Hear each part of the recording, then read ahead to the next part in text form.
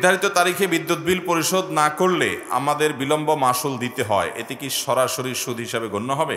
করিম সাল্লাল্লাহু আলাইহি সাল্লাম বলেছেন, কারোর যদি 2টা কন্যা সন্তান হয়, 3টা কন্যা সন্তান হয়, এই সন্তানকে সে সঠিকভাবে লালন পালন করে, পড়াশোনা করে, ভালো যোগ্য পাত্রস্থ করে দেয়, তাহলে নবী সাল্লাল্লাহু আলাইহি সাল্লাম ওই ব্যক্তির, ওই মা বাপের জান্নাতের দায়িত্ব নিয়েছেন। যে বউয়ের একটার বেশি 2টা 3টা মেয়ে হয়েছে আর ছেলে হয় না, তো বউয়ের প্রতি বিরক্ত হয়।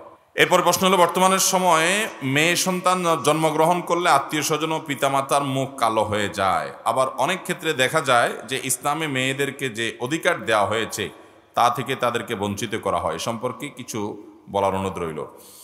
মেয়েরা তাদের জন্মগ্রহণ এটা ইমানদারদের জন্য ভালো, কল্যাণের। নারীর জন্ম এটা বাবা মায়ের জন্য, নারী কন্যা সন্তানের জন্মটা আনন্দের।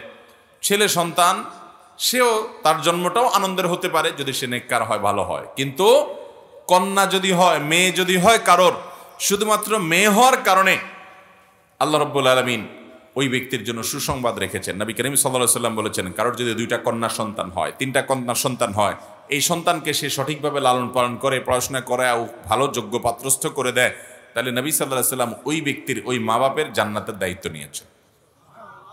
অথচ 1 ডজন ছেলেও যদি হয়, হাফ ডজন ছেলেও যদি হয়, তাদের জন্য এরকম কোনো কথা বলা হয়নি। অতএব ছেলে সন্তান হলে খুশি হবেন, মেয়ে সন্তান হলে মুখ কালো করবেন, এটা জাহেলি যুগের মানুষদের বদখাসলত, আইয়ামে জাহেলিয়াতের কাফেরদের বদভ্যাস ছিল এটা। ইমানদার কখনো এটাতে মন খারাপ করবে না, বরং ছেলে হলে খুশি হবে, মেয়ে হলে খুশি আরো বেশি হবে। কারণ মেয়ে হলে নবী সাল্লাল্লাহু আলাইহি সাল্লামের ওয়াদা আছে, পুরস্কার আছে। শুধু তাই নয়, ইমাম মালিক রাহমাতুল্লাহ আলাইহি বলেছেন, আল আম্বিয়া ও আবুল বানাত, নবীরা বেশিরভাগ মেয়েদের বাপ। বেশিরভাগ নবীরা কাদের বাপ ছিলেন?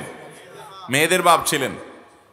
আমাদের প্রিয় নবী সাল্লাল্লাহু আলাইহি সাল্লামকে আপনি দেখেন, তাকে আল্লাহ তাআলা ছেলে দিয়েছেন। আব্দুল্লাহ কাসেমের জন্ম হয়েছে, কিন্তু তাদের মৃত্যু হয়ে গেছে সেই শিশুকালেই। তার আল্লাহ তাআলা 4টি কন্যা সন্তান জীবিত রেখেছেন, বড় হয়েছে, বিয়ে শাদী দিয়েছেন, সংসার হয়েছে। তো নবী করিম সাল্লাল্লাহু আলাইহি সাল্লামের পর্যন্ত তার জন্য আল্লাহ তাআলা ছেলে রাখেন না, রেখেছেন মেয়ে। অতএব আল্লাহ যদি আপনাকে শুধু মেয়ে দেন আর মেয়ে রাখেন, তো আপনার তো গর্ব করা উচিত যে নবীর জন্য আল্লাহ তাআলা যা নির্বাচন করেছেন, আপনার জন্য তা নির্বাচন করেছেন।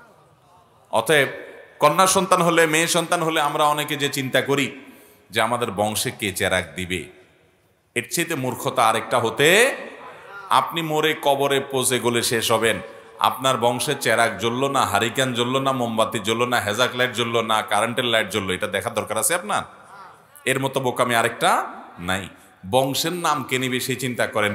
মুহাম্মদ সাল্লাল্লাহু আলাইহি সাল্লামের কোনো ছেলে বেঁচে থাকে নাই, তার 4টা মেয়ে শুধু বেঁচে ছিল। তার বংশের নাম নেওয়ার লোক দুনিয়াতে কম আছে না বেশি আছে?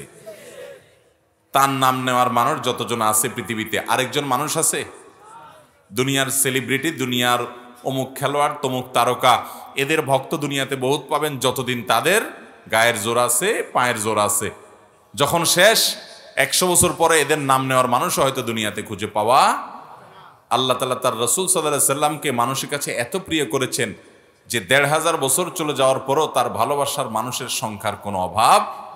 অতএব আপনার বংশ দুনিয়াতে, আপনার নাম এটা টিকে থাকবে আপনার কর্মের মাধ্যমে, আপনার আমলের মাধ্যমে। আপনার ছেলে মেয়ে আপনার বংশের নাম ধরে রাখবে, এটা মূর্খতা। অতএব মেয়ে সন্তান হলে মন খারাপ করা এটা জাহেলি যুগের মানুষদের স্বভাব। আল্লাহ বলেছেন যে ওয়াইদা বুশিরা আহাদুহুম বিল উনসা যাল্লা ওয়াজহুহু মুসওয়াদ্দাও ওয়া হুয়া কাযীম ইয়াতাওয়ারা মিনাল কওম মিন সুই মা বুশিরা বিহি। জাহেলি যুগের মানুষদের স্বভাব ছিল, তাদের কাউকে যদি বলা হতো তোমার মেয়ে হয়েছে, তো সে মন খারাপ করত, সে মুখ লুকাতো মানুষের থেকে যে তার মেয়ে হয়েছে। আজও অনেক জাহেল আছে আমাদের সমাজে, যে বউয়ের একটার বেশি 2টা 3টা মেয়ে হয়েছে আর ছেলে হয় না, তো বউয়ের প্রতি বিরক্ত হয়। আছে না নাই? অথচ এখানে বউয়ের কিছু নাই। আল্লাহ তাআলা বলেছেন যে আল্লাহ তাআলা যাকে ইচ্ছা তাকে কন্যা সন্তান দেন, যাকে ইচ্ছা তাকে আল্লাহ ছেলে সন্তান দেন, যাকে ইচ্ছা তাকে 2টাই দেন, আর যাকে ইচ্ছা তাকে আল্লাহ বন্দা বানান। ওয়াজআলু মান ইয়াশাউ আকীমা, এটা আল্লাহর ইচ্ছা, এখানে কারোর কোনো হাত নাই। শারীরিক ত্রুটি বিচ্ছুতি যাই আমরা বলি, মূলত সেটা আল্লাহর ইচ্ছা। অতএব মেয়ে সন্তান হলে মন খারাপ করা এটা জাহেলিয়াতের আলামত। আল্লাহ আমাদেরকে বেঁচে থাকার তৌফিক দান করুন। ব্যাংক থেকে না চাইতেই যে সুদ আসে, সেটা দিয়া ব্যাংকের সার্ভিস চার্জ থেকে কাটাকাটি করা যাবে কিনা। সুদী ব্যাংকে কেউ লেনদেন করা, ইসলামী ব্যাংকিংয়ের ব্যবস্থা থাকা সত্ত্বেও সুদী ব্যাংকিংয়ের সাথে জড়িত হওয়া জায়েজ নাই। হ্যাঁ, কারোর বিশেষ কারণে প্রয়োজন হয়েছে, নিরুপায়, বাধ্য হয়েছে বা আগে থেকে আছে, এখন সে ক্লোজ করে আসতে সময় লাগবে বা বিশেষ মাসলাহাতের কারণে তার জন্য জরুরি, সে নিরুপায়, তাহলে সে সুদের কারবার করছে, সুদের ব্যাংকে সুদের কারবার করছে না, সুদের ব্যাংকে লেনদেন করছে, টাকা রাখছে, উঠাচ্ছে। এটা যদি কারোর নিরুপায় পর্যায়ের হয় এবং সে যদি রাখে, তাহলে তার যে ইন্টারেস্ট বা সুদ যেটা আসে, এই সুদের টাকাটা ওই ব্যাংকে যে লেনদেন করার কারণে তার ইয়ারলি চার্জ কাটে, তার ব্যাংকের হিসাব ব্যবস্থাপনা করার কারণে যে তারা চার্জ নেয়, এটিএম কার্ডের জন্য চার্জ নেয়, চেক ইস্যুর জন্য চার্জ নেয়, ইত্যাদি ইত্যাদি, এই চার্জের টাকাগুলো ওই সুদের টাকা যেটা সে পেয়েছে ওইটা দিয়ে সে কাটাকাটি করলে সেটা জায়েজ হবে না। কারণ চার্জ যেটা ব্যাংক নিচ্ছে ওইটা ব্যাংকের ন্যায্য অধিকার, আপনাকে সার্ভিস দিচ্ছে তার জন্য সে চার্জ নিচ্ছে। আপনি যদি সুদের টাকা দিয়ে দেন তাহলে সুদের টাকাটা আপনি নিজে ভোগ করলেন, আপনার একটা কাজে আপনি খরচ করলেন, এটা জায়েজ নাই। আপনি সুদের টাকা যেটা আপনার অ্যাকাউন্টে চলে আসছে ইতিমধ্যে, তো সেটা আপনি কোনো গরিব দুঃখীকে দান করে দিবেন কোনো সওয়াবের নিয়ত করা ছাড়া, বাস ওইটা আপনি নিজে ভোগ করতে পারবেন।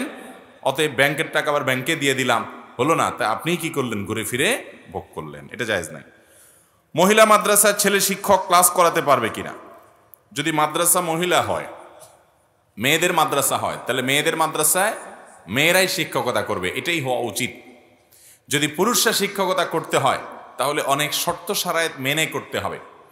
সেই শর্তগুলোর এক নম্বর হলো শরীয়তের পর্দার বিধানকে অক্ষরে অক্ষরে মানতে হবে, যেমন পর্দার আড়ালে থেকে পড়াবে এবং কোনো রকমের ফিতনা যাতে না হয় সেজন্য সকল ব্যবস্থা গ্রহণ করবে। কারণ আল্লাহ রাব্বুল আলামিন পর্দার বিধানটাকে ফরজ করেছেন, আমাদের ইজ্জত সম্ভ্রমকে হেফাজত করে নির্দেশ করেছেন। অতএব এটা কোনোভাবে লঙ্ঘিত হতে পারে সেই দুয়ার উন্মুক্ত করা যাবে। যেই পুরুষ পড়াচ্ছেন সেই পুরুষ কি পড়াচ্ছেন সিসি ক্যামেরা মনিটরিং হবে, তিনি কি কথা বলছেন, তার অ্যাটিটিউড কি, সেগুলো মনিটর করতে হবে, দেখভাল করতে হবে যাতে কোনো ফিতনা পতিত না হয়। এরকম শর্ত সাপেক্ষে ছেলেরা মেয়েদেরকে পড়ালেটা জায়েজ আছে, কিন্তু মহিলাদের জন্য মহিলা শিক্ষক যদি পাওয়া যায় সেটাই অগ্রাধিকার দিতে হবে। এরপরে প্রশ্ন হলো, নির্ধারিত তারিখে বিদ্যুৎ বিল পরিশোধ না করলে আমাদের বিলম্ব মাসুল দিতে হয়, এতে কি সরাসরি সুদ হিসাবে গণ্য হবে। যেই কোনো লেনদেনে, যে কোনো কাজে আপনার আর্থিক দণ্ড যেটা আরোপ করা হয় শরিয়ার দৃষ্টিকোণ থেকে সেটা জায়েজ নাই। সেটা বিদ্যুৎ বিল বলেন, পানির বিল বলেন, বা অনেক সময় স্কুল কলেজে দেখা যায় ছেলে মেয়ে ফাঁকি দিয়েছে, একদিন যায় নাই বা দেরি করে গেছে, তো তার জন্য জরিমানা আরোপ করা হয়, এত টাকা জরিমানা, এটা জায়েজ নাই শরীয়তে। আর্থিক দণ্ড আরোপ করা এভাবে এ ধরনের ক্ষেত্রে জায়েজ নাই। বলে তাহলে কি করবে, তার বিকল্প ব্যবস্থা করা যেতে পারে। যেমন কথার কথা, তুমি 2 দিন কামাই দিলে তোমার ভর্তি বাতিল, তাহলে ওই যেটা আর্থিক জরিমানা করা হতো ওইটাকে ভর্তি রিনিউর জন্য ফি হিসাবে দিবে, ওইটা জায়েজ হতে পারে। এখন কথা হলো বিদ্যুৎ বিল বা অন্যান্য বিল এগুলো দিতে দেরি করলে তো আমাদের অটোমেটিক অতিরিক্ত চার্জ চলে আসে, জরিমানা চলে আসে, এটা না দিলে তো আমার লাইন পাবো না। তাহলে তো আপনি নিরুপায়, চেষ্টা করবেন সবসময় টাইমলি দিয়ে দেওয়ার, যাতে করে আপনার জরিমানা গুনতে না হয়, ইমানদার হিসাবে যাতে করে ওই গুনাহে লিপ্ত হতে না হয় বা গুনাহের পথ তৈরি না হয়, সেজন্য আপনি চেষ্টা করবেন। কখনো ভুলে গেছেন বা বিশেষ কারণে দেরি হয়ে গেল, তাহলে সেক্ষেত্রে আপনি যদি দেন আপনার গুনাহ হবে না, যেহেতু আপনার হাতে না, আপনি নিরুপায়, আপনাকে বাধ্য করা হচ্ছে এই আর্থিক দণ্ড দেওয়ার জন্য, আপনার জন্য গুনাহ হবে না। কিন্তু আর্থিক জরিমানা নেওয়া এটা এমনিতে কি না জায়েজ নাই।